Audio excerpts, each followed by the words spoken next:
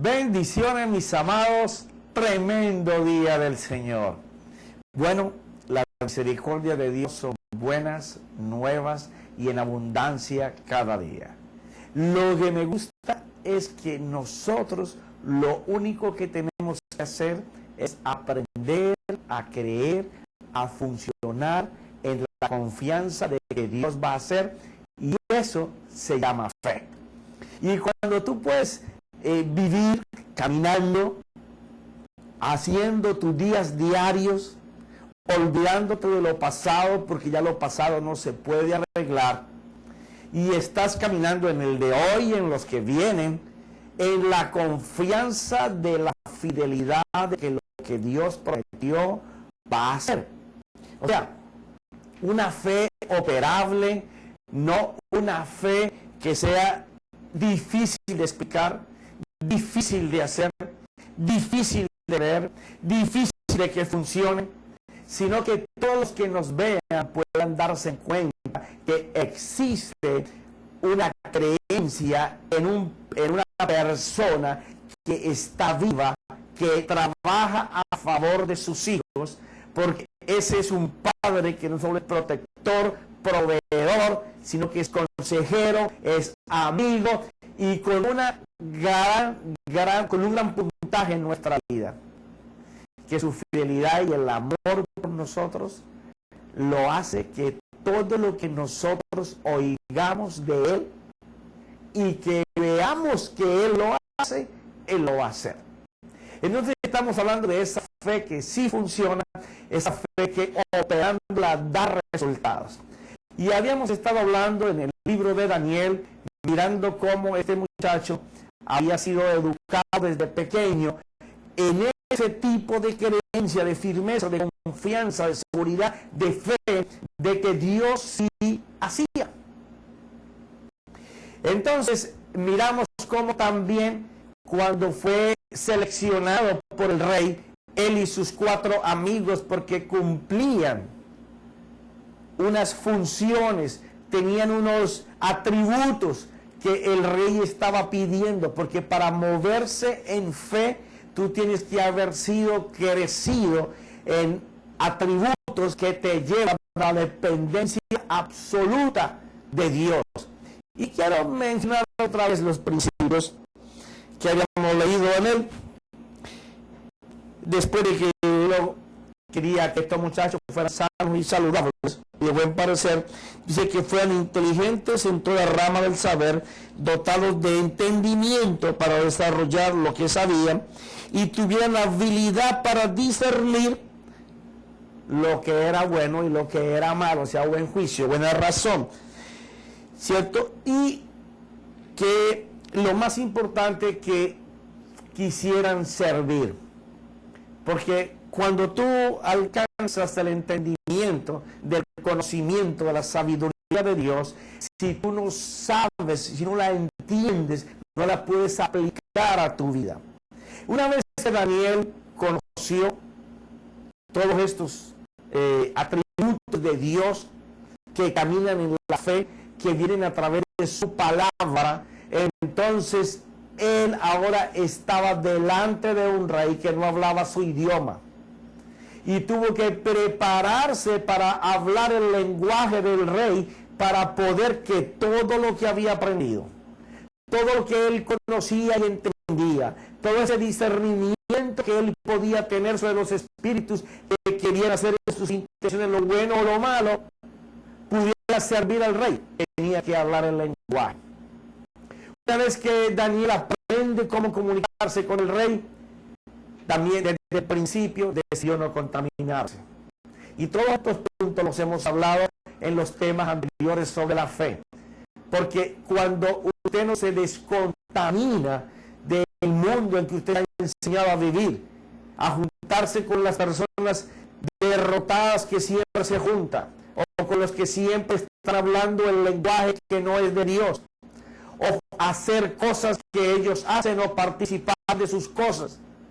Y hablamos de cómo muchas veces detrás de una comida vienen todas estas cosas, de una invitación cualquiera, como ellos decidieron no hacer lo que los demás hacían, y por esa razón el favor de Dios estaba sobre ellos, porque se habían separado para Dios, para aquel en quien ellos desde pequeños habían sido creados, formados. Entonces es cuando empieza una relación a través de la fe con Dios. Porque en la fe tenemos varias cosas.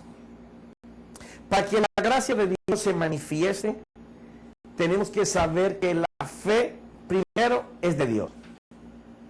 Cuando tú entiendes que la fe es de Dios, ya tú sabes que lo que nosotros tenemos aquí en la tierra, que se llama confianza, llega hasta determinado punto, hasta determinado límite. Pero que la fe en Dios, el único límite que tiene es el que tú le coloques. Ahora, sabemos que la fe no es para que tú te agrades. La fe no es una fe egoísta, que solo buscando lo que tú necesitas que Dios te dé. La fe está hecha para agradar a Dios. Hebreos capítulo 11, versículo 6 dice que sin fe es imposible agradar a Dios. O sea, la fe es para agradar a Dios. Ahora dice también ese mismo versículo que el que se acerca a Dios, ni siquiera el que está, porque el que está tiene que estar seguro, pero el que se quiere acercar a Dios tiene que estar seguro de que Dios existe. Pero aún con una fe que es para agradar a Él, quiere decir que el movimiento que yo voy a hacer en el día de hoy tiene que ser para agradar a Dios, y yo voy caminando en esos pasos dándome cuenta que cuando yo quiero agradar a Dios tengo que saber de que Dios está allí, o Dios está conmigo, o Dios está para donde yo voy, o en el camino en que yo voy. ¿Por qué? Porque dice la Escritura que Él es galardonador, Él es pagador de los movimientos que nosotros hagamos en fe, confiando en que Él lo va a hacer. Cuando nosotros creemos, podemos ver que lo que Dios dice, Él lo va a hacer, porque eso agrada a Dios. Entonces nuestro mover de fe es correcto. Pero para poder llegar a eso, nosotros tenemos que tener un asiento, una base sólida de cómo movernos en una fe que funcione, una fe que opere. Y todo empieza en la mente. Y aquí quiero hacer una aclaración. Pero voy a tomar agua, porque tú no puedes tomar por mí y yo sí la necesito. Una fe que funcione tiene que estar basada en la creencia firme de que Dios existe, de que cuando yo me acerco a Él, Él va a galardonarme, me va a dar el trofeo de lo que yo creo. Pero esa fe que funciona de esa forma necesita una transformación de la manera de pensar. Porque si tú analizas, cuando todo te sale bien, tú puedes decir mi fe funciona. Pero es que la fe no está hecha para funcionar cuando todo te sale bien. La fe está hecha para donde tu fuerza y tu confianza no te dan los resultados que tú deseas, estando en el Señor, en medio de las tribulaciones, de la angustia y el dolor, tu fe opere a favor tuyo, porque tú te estás moviendo según lo que a Dios le agrada. Entonces tenemos que transformar nuestra manera de pensar. Ahora, no es que sea una fe basada en que si yo tengo pensamientos positivos, Dios va a actuar detrás de ellos. No es una fe basada o confiando en que si yo pienso bien, Dios va a hacer. O en el otro extremo, aquel que coloca su fe en la fe. O sea, aquel que está creyendo que porque él confiesa fe, Dios va a hacer. Y tengo una mala noticia para ti. Tanto el que deposita su confianza en la mente y en que si piensa positivamente, su fe va a accionarse. O aquel que coloca su confianza en la fe sobre la fe. O sea, fe sobre fe. No tener fe para moverse en fe, sino fe en fe. Yo tengo fe, confianza en que lo que yo he leído de la Escritura lo voy a obtener. Y suena muy bueno. El problema es que entre fe y fe tiene que moverse Dios. Porque si la fe es para agradarle a Dios, yo tengo que demostrarle en mi creer. No hay ninguna operación física que tú puedas hacer, ninguna obra para demostrar que tú puedes depender de toda tu vida, todo tu ser, de que Dios haga. Entonces no depende de un pensamiento positivo, ni de colocar mi confianza en fe. Y tengo que explicarlo muy bien. Porque tú me entonces me estás hablando de que es por fe y me dices que yo ponga mi fe sobre fe. Sí, porque es que entre lo que tú crees y la palabra que se va a hacer, si tú piensas que tú la vas a hacer, la fe está sobre tu fe. Pero cuando la fe está sobre la fe que Dios va a hacer, es diferente.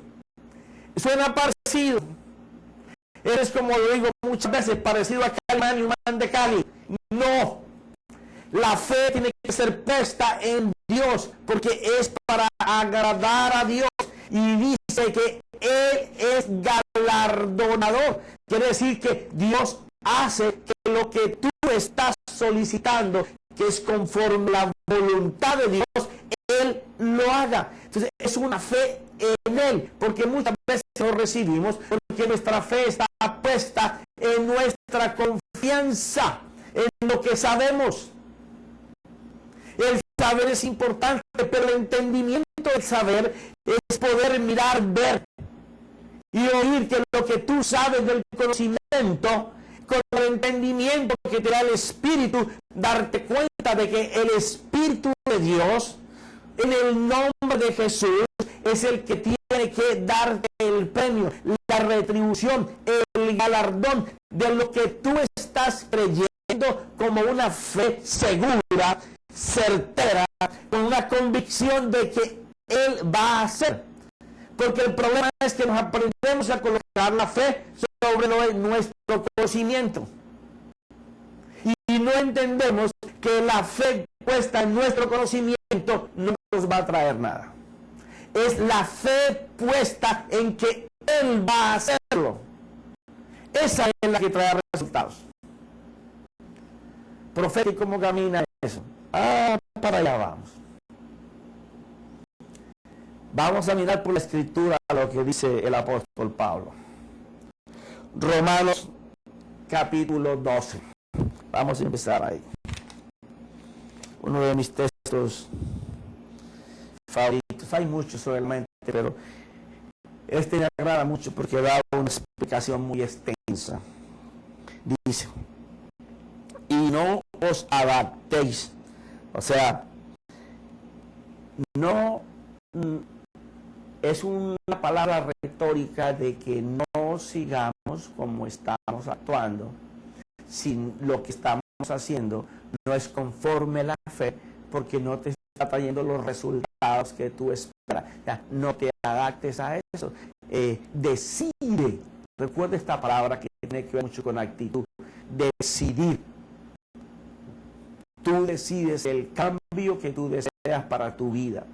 En el momento en que tú no te adaptas, es que tú decides hacer un cambio. Y esta dice, ¿por qué es necesario? Dice, no te adaptes a este mundo, sino transformaos mediante la renovación de vuestra mente. O sea, el apóstol nos está hablando de que nosotros tenemos que darnos cuenta que nuestra mente tiene que ser renovada. Ahora, ¿en qué debe de ser renovada nuestra mente? Bueno, en nuestra manera de pensar. ¿Y qué tiene que ver la manera de pensar? Bueno, que los pensamientos con los cuales tú alimentas tu ser interior, y aquí yo hice una hojita sobre todo lo que conlleva desde el momento en que percibimos por nuestros sentidos y comenzamos a mover nuestras emociones, nuestros sentidos, y se comienzan a formar pensamientos, ideas que van a nuestra mente. Entonces, para hablar de lo que el apóstol está diciendo, hice aquí un pequeño bosquejo, así. ¿Qué entendemos por mente? Las percepciones, el dolor, los deseos, el entendimiento, la razón, el raciocinio, la conciencia, la lógica, el juicio, la interpretación, el conocimiento, la memoria, los sentidos. Eso en sí es todo lo que forma nuestra mente. Pero, ¿cómo quitar pensamientos que están llegando a nosotros y vienen de una manera incorrecta? Bueno, en el momento en que nosotros decidimos que tenemos que cambiar y vamos a hacer el uso de la vida que nos ofrece Jesucristo, en ese momento es que nuestra manera cambia de pensar. Pero la secuencia del pensamiento es: tú comienzas a suministrarte pensamientos, los cuales van a afectar tus emociones y tus sentimientos. Los sentimientos, o sea, es la información que viene de los sentidos que va a afectar tu manera de pensar, la cual ha venido por las impresiones que tus sentidos tomaron del mundo natural que mueven tus emociones. Estos, a su vez, según las impresiones que hayas recibido, pues vas a recibir turbaciones e imaginación, porque una vez que tú recibes las turbaciones, comienzas a imaginarte los resultados por venir, o lo que te va a llegar ahora mismo, porque eso es lo que hace la mente, comenzar a pensar a unas velocidades que no podemos comprender, pero que es ya, y ahí mismo sucedieron. Entonces, los sentidos que te llevaron la información, que ahora te impresionaron y te dejaron una huella, buena o mala, y que ahora tu mente está imaginando cosas que van a pasar, comienzan a crear en ti una manera de accionar, una manera de moverte, que de acuerdo con la información que tú recibiste vas a obtener resultados. Por eso es que la palabra decía en capítulos anteriores que la maldición no viene sin causa, porque nosotros permitimos que a través de los sentidos nuestras emociones fueran movidas y nuestros pensamientos llevan un registro a nuestra mente. Cuando una vez que están ahí, o van a formar orden, armonía, o van a hacer un desorden completo y una confusión dentro de tu ser interior. Una vez creados esos, van a formar dentro de ti el estado de ánimo tuyo. Una vez que tu estado de ánimo es formado, esto va a afectar para bien o para mal tus intenciones, tu voluntad, va a ser aumentado o mermado en tu energía, vas a coger menos o mayor valor sobre las cosas y vas a caminar en tu propósito o fuera de tu propósito. Y entonces eso va a eliminar la carrera de tu vida. Dice el apóstol Pablo ahí en Efesios 4. A ver.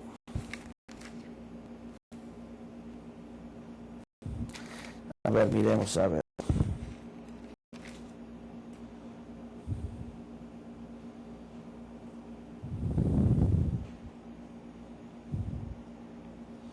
No, vamos a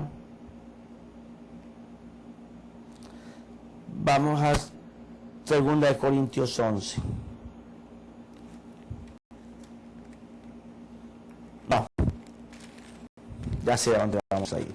Estos son programas en vivo, aquí yo me voy dirigiendo como Dios me dice.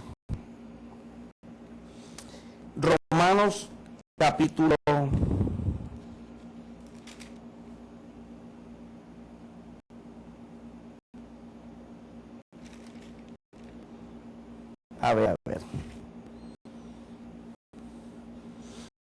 7,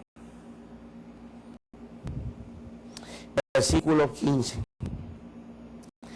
El apóstol va a comenzar a hablar de cosas que están sucediendo dentro de él y que no tiene control sobre ellas.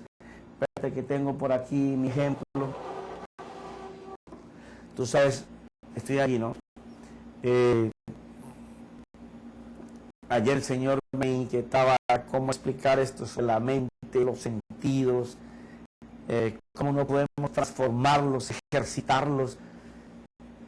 Y tengo 53 años y después de 44, 46 que no jugaba con muñequitos y figuritas, ayer me tocó que salir a buscar juguetes para poder comenzar a explicar todo esto.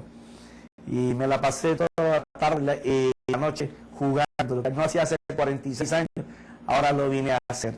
Pero yo sé que lo que voy a explicar es contundente y estoy feliz por eso. Mira esto. Porque lo que hago no lo entiendo, porque no practico lo que quiero hacer, sino que lo que aborrezco, eso hago. El apóstol está diciendo, mira, yo quiero hacer cosas que van a agradar a Dios, pero resulta que me veo que no las hago, sino que me veo haciendo cosas que yo sé que son las que no le agradan a Dios. Ahí empieza el enigma. Y dice, y si lo que no quiero hacer, eso lo hago, estoy de acuerdo con la ley, reconociendo que es buena. Él está diciendo, si yo estoy haciendo cosas que yo sé que son malas, y las que yo deseo hacer, no las estoy haciendo, pues tengo que reconocer que la ley que anuncia el pecado está correcta, porque doy cuenta de que estoy fallando. Entonces él ahora va a comenzar a explicar algo que sucede dentro de él. Ahora recuerda, ¿qué es lo que está sucediendo dentro de él? Que él quiere deleitarse en Dios, pero hay una parte de él que no quiere, que lo que quiere es estar como siempre ha estado. Y él se ha propuesto sujetar esa parte para que camine conforme la voluntad de Dios, pero no sabe cómo hacerlo. Entonces llega esto, dice, así que ya no soy yo el que lo hace, sino el pecado que habita en mí. Espérate que aquí sí el apóstol se fue con todo.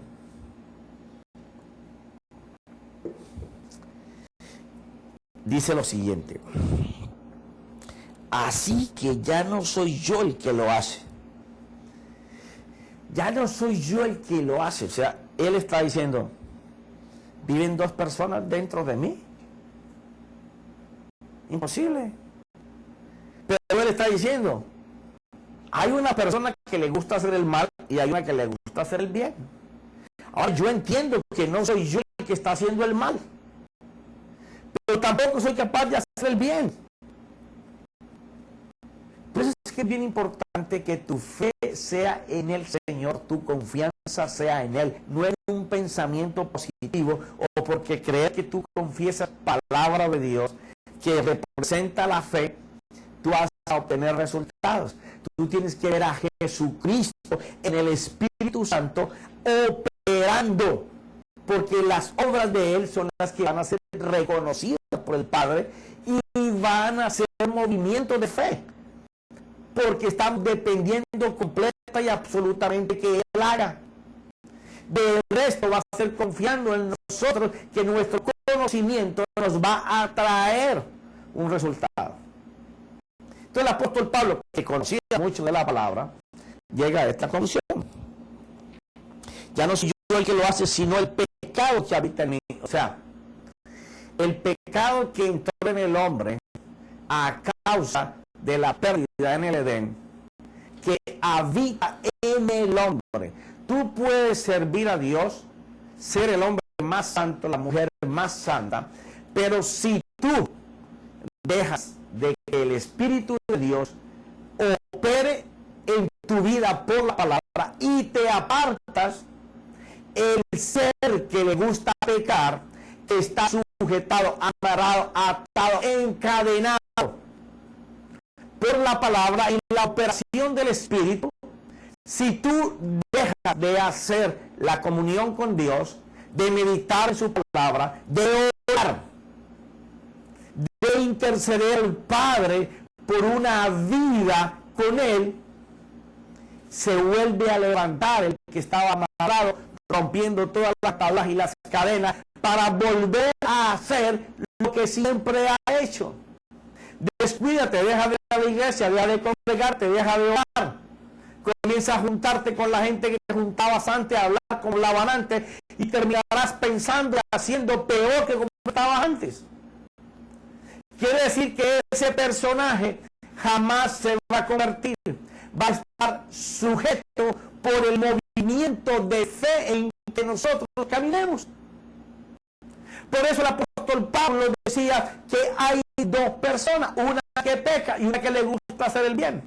Pero que la que peca va a estar sujeta, lo dice al final, cuando lo podamos tener atado y amarrado, sujetado debajo de la planta de nuestros pies en Cristo Jesús.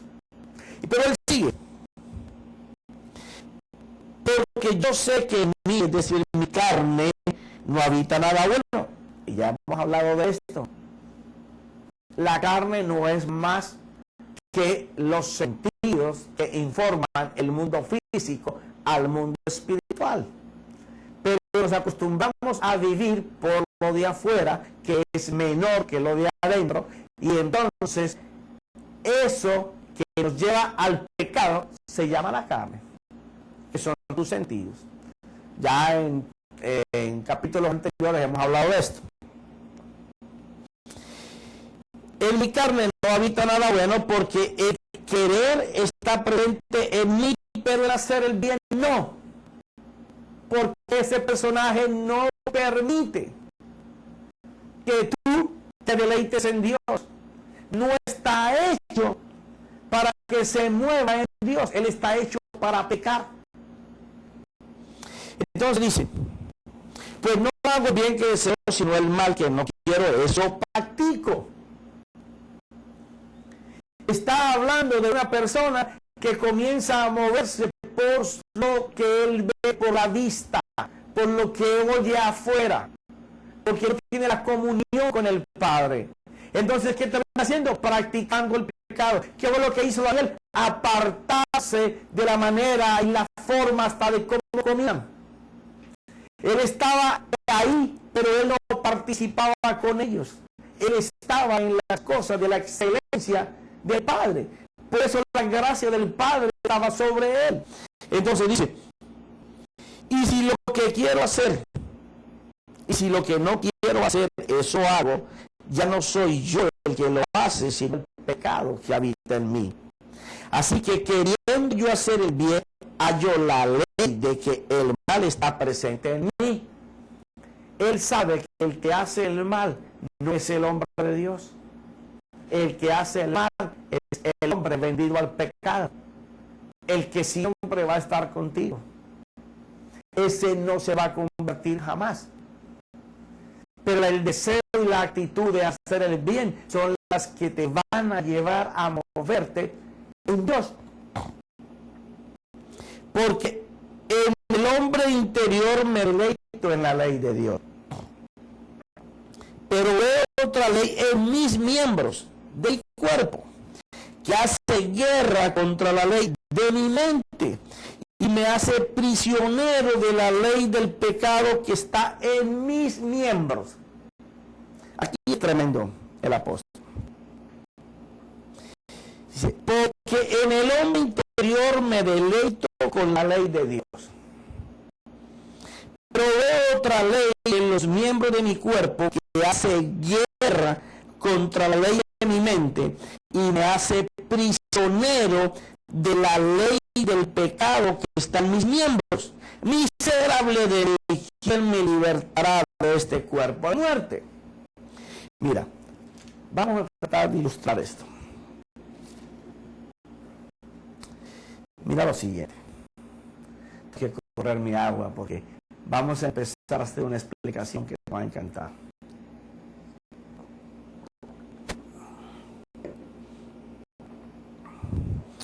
Ok, vamos a simbolizar al hombre como lo conocemos.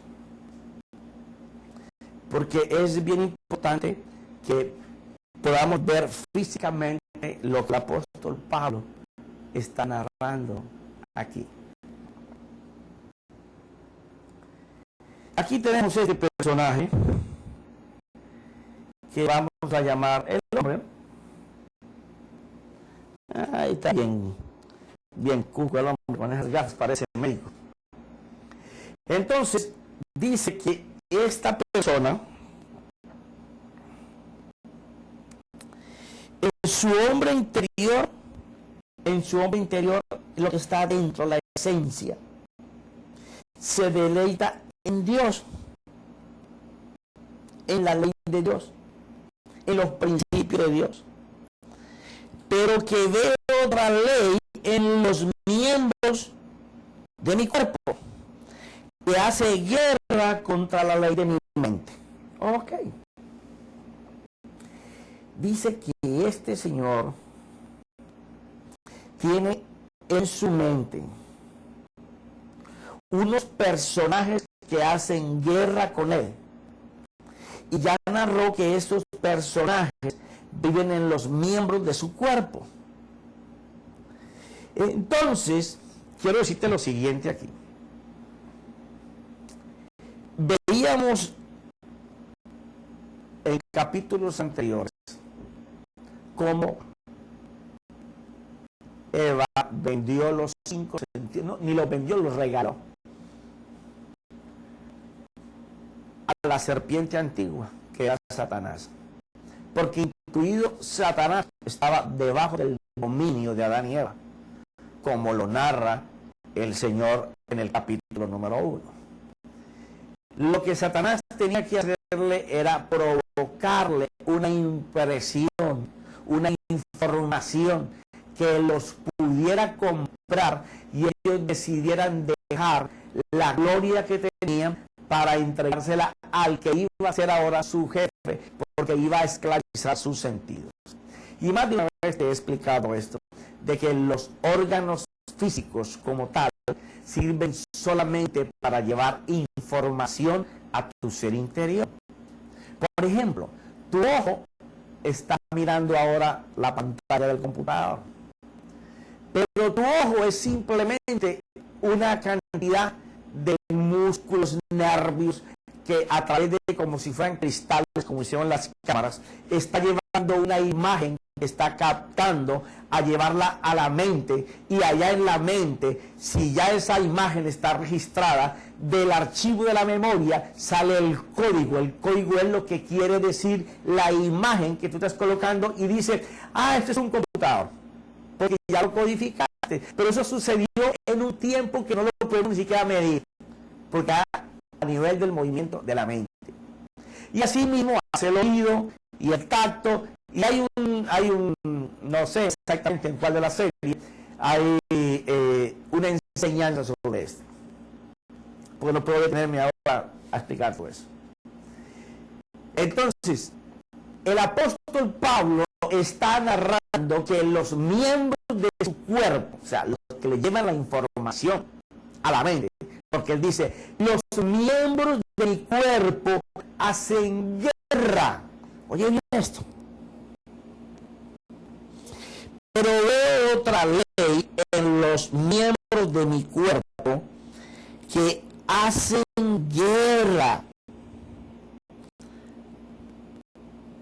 contra la ley de mi mente y me hace prisionero de la ley del pecado que está en mis miembros. Wow. hay una ley que opera igual que como operó al principio con Eva, cuando entregó los sentidos, y ya el enemigo es el poseedor de los sentidos para entregar la información de la que el apóstol Pablo dice, no os conforméis a vuestra manera de pensar, renovaos en el entendimiento de vuestra mente. Hay que entender esto, si no sería un misterio. Entonces, ¿qué es lo que pasa? Uno tiene unos sentidos que llevan la información a tu mente, que causan el desorden y el desbalance. Yo he colocado a estos señores bajo estos nombres. Me tuve que pasar la tarde comprando muñequitos porque quisiera haber comprado otros mejores, pero ya todo lo que existe son los juguetes de los niños hoy en día, no son carritos ni muñequitas así como en el tiempo mío. Ahora todos los juguetes son de guerra, de monstruos, de Supermanes, de cosas de esas. Ok. Entonces representé estos 5 muñequitos como los sentidos. Entonces, tanto el gusto como el tacto, como el ojo, como el oír y el olfato, estos personajes que son, vamos a llamarles, los miembros del cuerpo. Estos son los que le van a llevar la información a la mente. Pero ¿qué pasa? Como la información que estos personajes, que son los 5 sentidos, le transmiten a la mente, es del mundo exterior en que este hombre se está moviendo. Entonces esta información es contraria a la que este hombre ha conocido a través de la escritura. Entonces el entendimiento de él le hace saber que lo que él quiere actuar por lo que cree, porque esa es la parte vital de la fe, que tú puedas moverte por lo que tú crees. O sea, una fe que solamente sea conocimiento y no ver que el Señor está en tu caminar diario haciéndole, es una fe que no sirve porque no tiene hechos, no tiene obras.